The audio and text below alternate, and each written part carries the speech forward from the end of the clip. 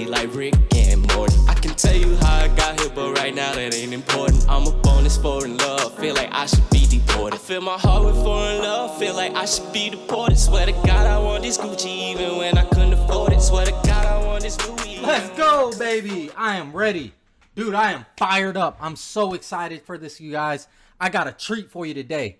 We're talking about mental alchemy training. Hey, for my tribe, for my people who know what it is on this channel, knows the kind of energy that we bring, I had to put this thing on a limiter because I knew I was going to get hype about this and my audio would peak on y'all. Okay, listen, I'm fired up because this is going to be dedicated for telesales training specifically, guys. Mental alchemy training. This is not woo-woo, okay? So alchemist or alchemy has a stigma, but we're going to flip it on its head and we're going to use this to our advantage. And I'm going to show you guys how to control your emotions when dialing or doing telesales in general, okay? And period, point blank period. All right, so for some of you guys that know me, my name is Anthony Patton. I sell life insurance digitally over the phone, never door knock, never did face-to-face, wrote $19,000 my first month of annual premium, and I do work with the top IMO in the industry, Digital BGA, okay? Check it out. I'm going to show you guys what we're going to go over today, okay? It's mental alchemy, right?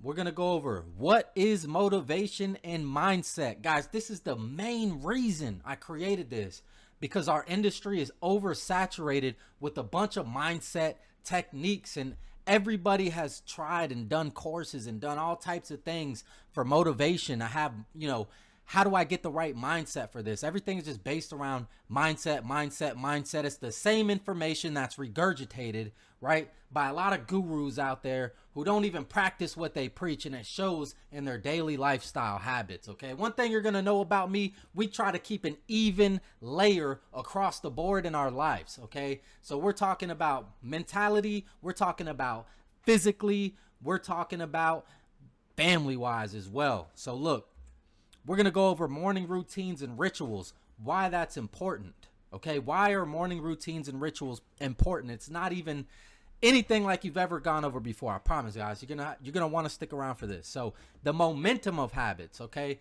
Now, when we're talking about mental alchemy, for some of us that are on this call, we might not even know what alchemy is to begin with, right? And this is the woo-woo stigma that we've all known and all heard about when it comes to alchemy, okay? But this is how we're gonna flip it on its head right here. Alchemy was popular in the 1300s, right? It's known for being woo-woo, and it was brought into existence when people were searching for gold. It's thought of as, some kind of magician tricks to turn base metals into gold, okay? Now, the key word here that I want you to focus on is transmutation. Transmutation, the act of changing the state of being into another form or another state of being. Write this down. This word is going to be your key, okay, to ultimate presence. When we're talking about changing your mood from a negative mood or neutralizing any mood that is undesirable, the word that we're going to use is transmutation. This is what we're going to do.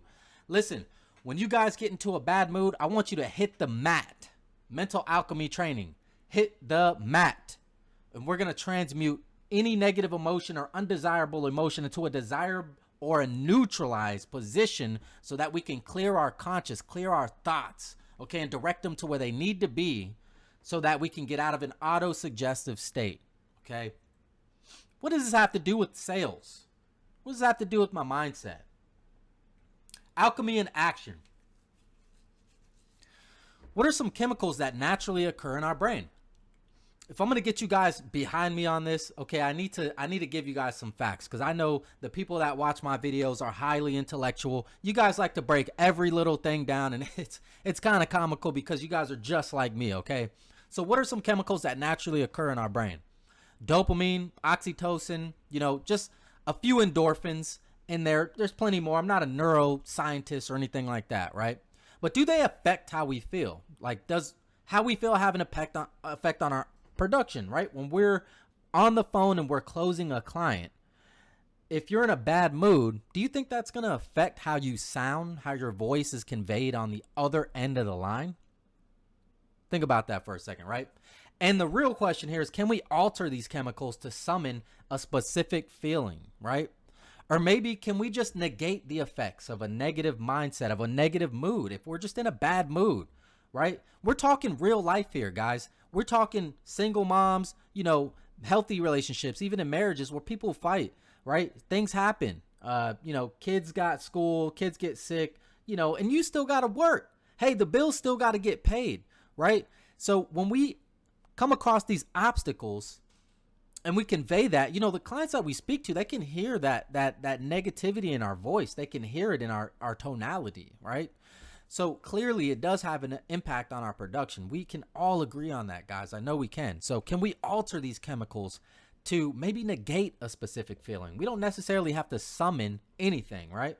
Hey, mental alchemy is the practice of self-development and transformation, okay? It's the process of transmuting one's mental complex from an emotional response or undesirable pattern and habits to desirable patterns and habits, right? So a big part of this is going to be auto-suggestion, or when you're just doing things because you're used to doing things a certain way. Maybe you sit down in the beginning of your day, and you might not even know this, but 10 minutes into making dials, you make one dial, you get up and use the bathroom. You don't even have to use the bathroom, but it's like clockwork, right? So in application, it negates the effects of highs and lows. It helps with controlling our emotions and moods, okay? So as above, so below. To understand how to get rid of a negative feeling, right? We have to understand what feeling do we want, okay? Motivation is clearly one of the biggest factors of having habits that serve you, having routines that consistently serve you, okay? It's going to provide you with motivation. Hey, I'm going to quote Zig Ziglar here. He says, motivation is like bathing. It doesn't last, but that's why we do it every day.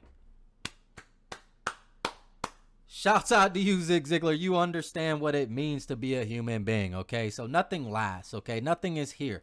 I want to get this tattooed on my chest. Hey, this too shall pass. Nothing lasts, right? Motivation is temporary. It's triggered externally. And we're going to talk about that here in a second. What are some of the things that trigger a motivated person, right?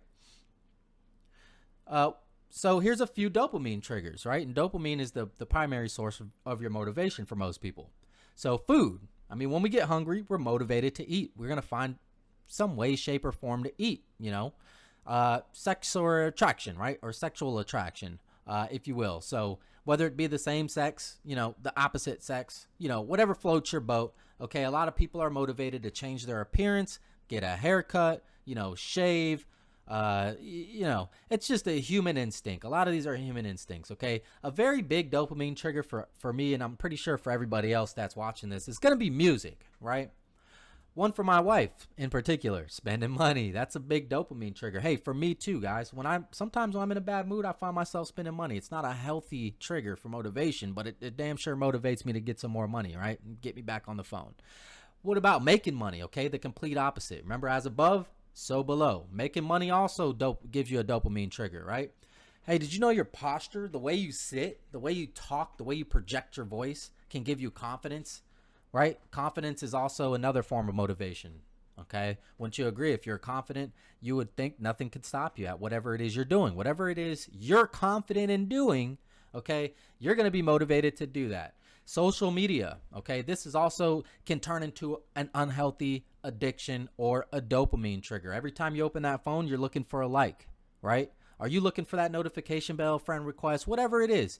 You open that social media app and now you're training your brain to receive hits of dopamine, right? So that's why it feels weird when you leave your phone at home, right? It's an addiction, okay? Closing sales. Hey, there's some good things on here. There's some bad things on here. But I want to ask you guys, what are you addicted to, right? Are you addicted to social media? Or are you addicted to closing sales? Are you addicted to having a good posture? Are you addicted to good foods and having the feeling of confidence? Or are you addicted to spending money and eating the wrong kind of foods? You know, maybe you're addicted to the second on there, right? So what about being driven? I know we talk about this a lot. A lot of people mistake motivation for being driven. But being driven is a much greater. It's a much greater thing to be when we're talking about the art of selling. Why? What is your why?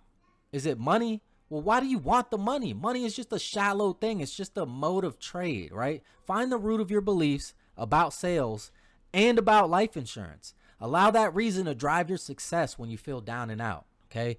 When you question moving forward or you're doing tasks that's difficult, remember your why. Remember why you got into the business. Remember that pain you felt when you couldn't get that 75% advance, when you were working that W-2 job and you had to put ramen noodles on the table for your kids because you just couldn't make it. You just couldn't cut it, right? Remember your why. It's going to drive you through all the hard times. And you are worth it. Your family's worth it. Everyone around you deserves the best version of you, right? So mindset, okay? We have to touch on mindset. As much as I say it's an oversaturated thing, it is.